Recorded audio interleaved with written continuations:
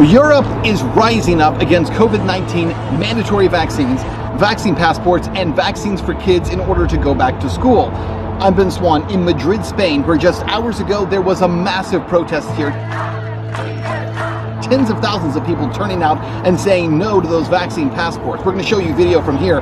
By the way, it's not just here. We're talking about France, we're talking about Italy, we're talking about Greece, all across the continent. People are standing up and saying no. And yet the mainstream media, they're not going to cover this. We will. I'm Ben Swan, and this is Truth in Media.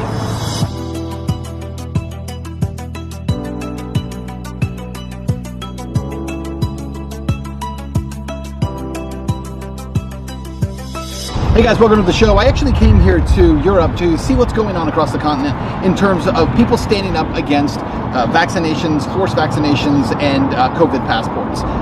What a time to come here, because what I found after getting here is not only is that happening, it's happening to an immense degree. Take a look at this. This was the scene here in Spain just hours ago as tens of thousands of people turned out to protest mandatory COVID vaccinations, COVID passports, and those who marched were marching against forcing kids to be vaccinated before they go to school. But it wasn't just here in Madrid where these protests were happening. Hundreds of thousands of protesters turned out in cities across Europe, including London, in Dublin, in Paris, in Rome, in Athens.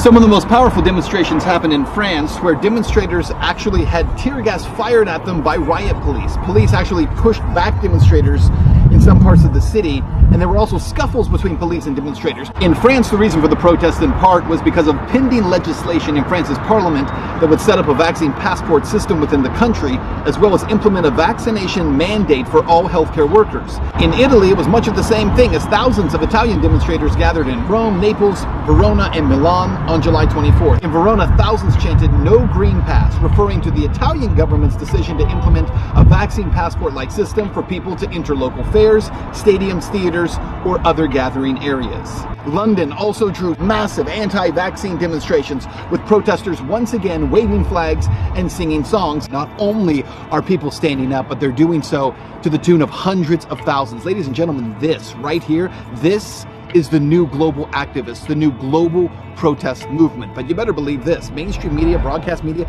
they're not going to cover it. They're not going to tell you that this is happening. They're terrified of what's happening right now. Hundreds of thousands of people collectively coming together. And here in Spain, one of the things that was being said is that if all the people come together, no government, they cannot stand against us if the people are united. That's what they were chanting here in Madrid just hours ago. And it is the idea of that needs to continue to spread across the world. It's absolutely correct. The last thing I tell you is that the languages in all these places may change, but the words do not.